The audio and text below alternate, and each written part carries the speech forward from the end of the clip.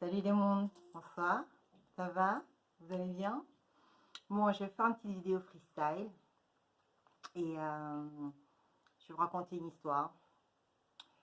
Je vais vous raconter une histoire, mais avant, donc j'avais eu quelques retours et on me disait que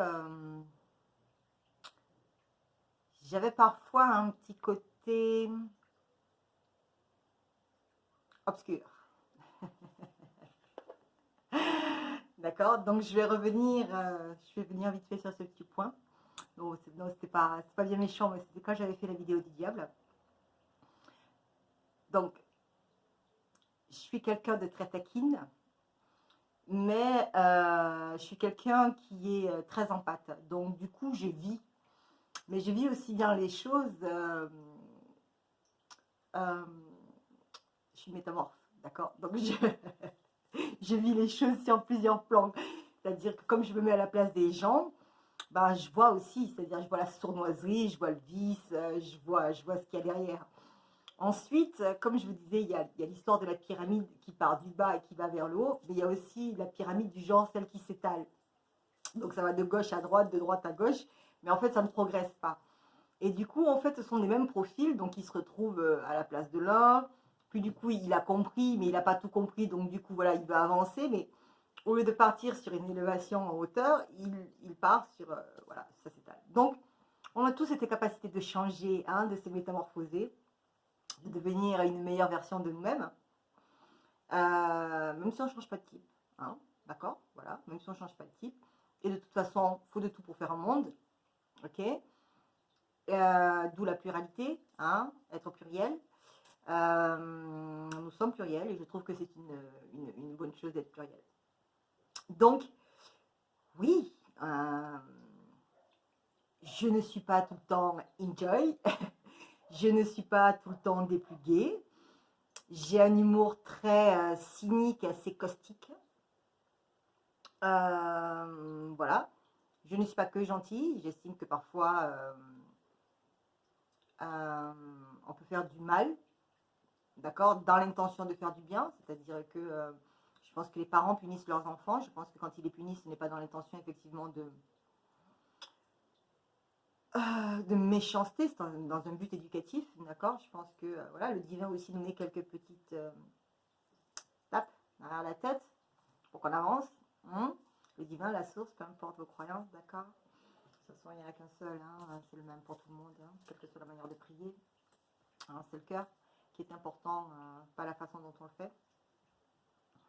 Les vibrations, hein, d'accord, c'est ça qui marche, d'accord. C'est-à-dire que n'importe qui peut être magique s'il le fait avec les bons ingrédients. Et les bons ingrédients, c'est ne pas vouloir nuire à autrui, faire une demande avec du cœur. Voilà, c'est y mettre de l'amour. Voilà, vibrer la sensation et l'émotion que l'on veut lorsqu'on fait une projection. D'accord. Mais il faut aussi que l'intention ne soit pas nuisible pour les autres.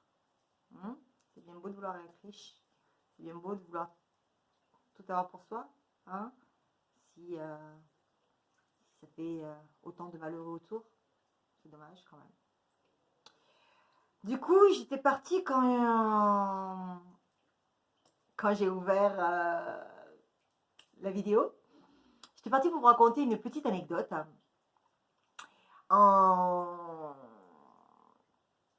Parce qu'on a tendance parfois à se compliquer les choses. On se complique l'existence. Hein. On se complique l'existence.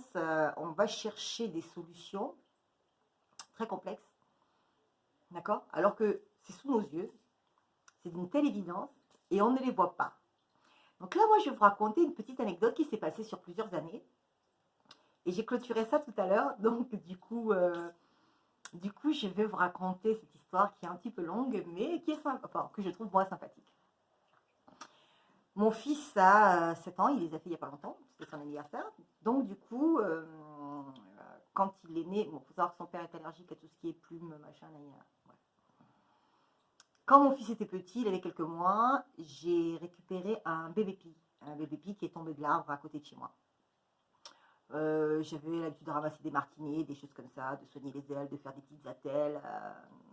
Ouais, j'avais fait des attelles en bûchette d'allumettes et fil. J'avais ressoudé l'aile d'un oiseau que j'avais remis en liberté. Donc c'était un petit martini. Ça ressemble aux hirondelles. Et voilà, bon, j'ai eu des expériences bizarres. Hein. Il y en a qui se sont fait bouffer par les chats. Enfin, voilà, bref. Et là, donc, du coup, je récupère un bébé pie. Mais j'ai un enfant qui est psychorigide des membres inférieurs, difficile, qui marche difficilement, qui se love pas, compliqué. Donc, qui me prend beaucoup de temps. Mais j'ai déjà 2 chiens. Et du coup, qu'est-ce qui se passe? Je vois un petit oiseau qui est en mode son nid.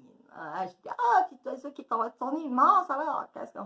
Du coup, je lui dis, bon, écoute, qu'est-ce que tu fais Chance, qu'est-ce que tu fais avec cet oiseau? Ah, ben, Chance récupère l'oiseau. Ok. Donc, je récupère l'oiseau et je décide d'acheter une cage. Donc, je vais chercher une cage qui me coûte un bras d'ailleurs. Et quand je vous dis un bras, pour mettre l'oiseau. Le but, c'était quand même de nourrir l'oiseau. Donc, il est tombé, il n'avait quasiment pas de plumes. Le but, c'était de nourrir l'oiseau, de le toucher le moins possible et de le réhabiliter dans son milieu naturel. D'accord? C'était pas un oiseau pour en faire un animal de compagnie, ni quoi, ni caisse. Okay, ni même pour garder dans une cage. Il y en a qui sont faits spécifiquement pour ça, et là, ça ne me dérange absolument pas, mais un oiseau qui est fait pour être en liberté, je vois pas pourquoi est-ce qu'on va le mettre en cage.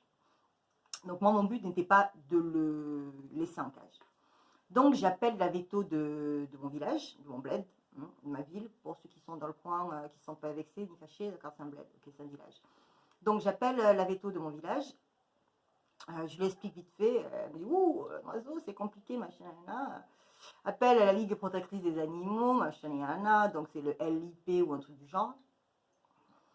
Et c'est presque mes initiales, du coup, c'est assez rigolo. Donc, elle me dit d'appeler, donc j'appelle, mais c'est un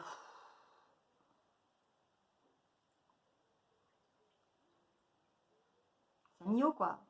Enfin, c'est vachement loin de chez moi, quoi. Enfin, c'est loin quand même, c'est loin, c'est loin. D'accord, c'est loin. Bon, pour ceux qui sont d'ici, voilà, mais si c'est loin quand même, c'est loin. D'accord. Je crois que Montpellier, de chez moi, ça va faire 3 heures, donc enfin, oui, il faut bien une bonne heure, 1h30, je pense, pour la NIO. Ok. Donc, de là, qu'est-ce qui se passe?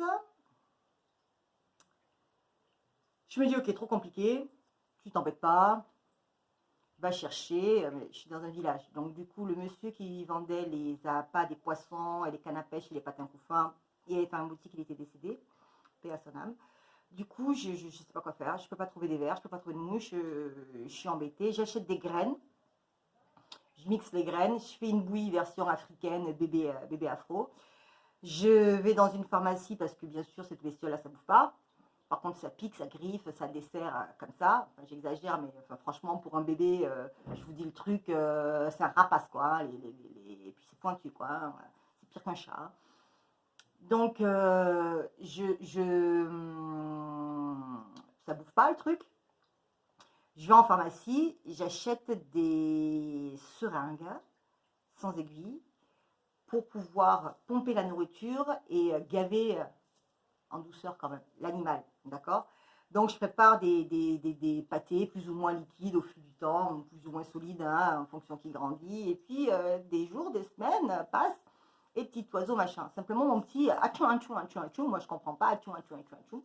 Donc au bout d'un moment, qu'est-ce que je fais? Je prends l'oiseau, je le mets du côté des chiens. De temps en temps, bien sûr, j'ouvre la cage parce qu'il faut qu'il fasse ses ailes, etc., etc. Ce sont des chiens. Simplement, ce sont des Lhasa Apso. Donc ce sont des Lhasa Apso, ce sont des chiens qui viennent du Tibet. Et ce sont des chiens qui servaient d'alarme et d'alerte, de chiens de garde et d'alarme, d'alerte.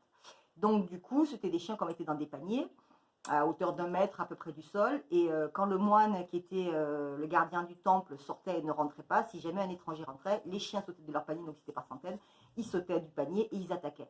Donc on disait que c'était le seul, un des rares chiens qui est capable en fait de donner sa vie pour ses maîtres. J'avais trouvé ça noble, donc j'ai cherché cette race-là quand voilà, je suis partie chercher mes chiens assez loin, à la frontière allemande d'ailleurs, ce qui était très très loin de chez moi, puisque j'étais en région parisienne à l'époque. Donc je suis partie les chercher assez loin et j'avais vérifié les catégories, machin, parce que je voulais que ça ressemble plus à la race. Du coup, j'avais 2 petites boules de poils qui avaient à peine 1 an de plus que mon fils, donc des bébés chiots. Je suis tombée entre temps donc enceinte, voilà, ma grossesse, etc., etc. Et donc du coup, je me retrouve avec 3 bébés. 2 chiots d'1 an, un bébé de quelques mois et un oiseau de quelques mois.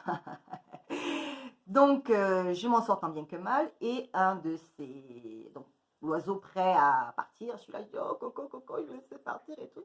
Bien griffé, il m'a bien abîmé partout. Je vais faire quelques courses, je rentre, je vois mon Milou.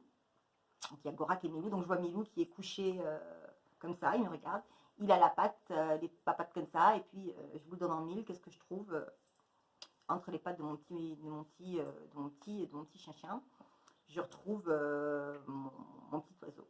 Alors, ce que j'ai oublié de vous dire, c'est que comme les moines, quand les moines partaient en voyage, c'était le chien aussi qu'ils prenaient avec eux, ils les mettaient dans leur manche de kimono, de leur tenue, dans les manches de leur tenue. Je ne sais pas si c'est des kimonos pour tout le monde, en tout cas dans ces grandes manches qui ressemblent à des kimonos. Et du coup, ce sont des chiens qui chassaient. Parce que bien sûr, le moine n'y tue pas. Donc, en fait, ce sont des chiens qui allaient chasser des petits lapins, des petites choses comme ça, des petits oiseaux, et qui allaient ramener effectivement au moine. Donc, quand le chien a fait ça, il l'a fait dans un acte de générosité envers moi, dans un acte de bonté, en disant, maîtresse, oh, regardez, je t'ai ramené à manger. Donc, j'étais prise entre l'envie de sérieusement mon chien et la compassion et ce qu'il avait fait par rapport à ce petit oiseau. Il y a 2 ans de ça, donc bon, l'oiseau est mort, malheureusement. Moi, je n'ai pas pu le sauver. Il y a 2 ans de ça,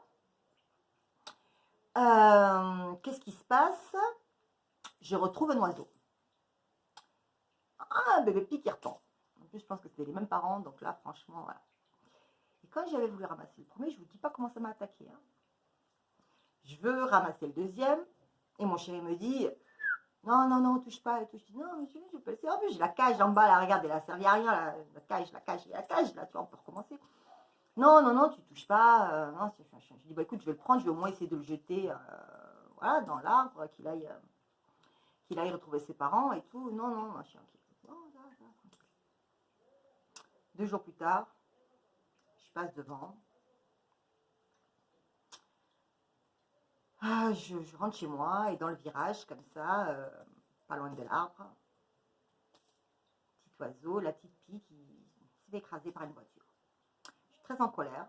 Vraiment, je suis frustrée parce que je me dis que j'aurais pu la sauver, que même si elle était restée ne serait-ce qu'une semaine, et puis l'autre, il a duré beaucoup plus de temps que ça, donc ne serait-ce qu'une semaine, voilà, elle aurait vécu quelques jours de plus, cette pie, voilà quoi. Donc j'étais très en colère, j'étais fâchée contre moi-même de ne pas avoir,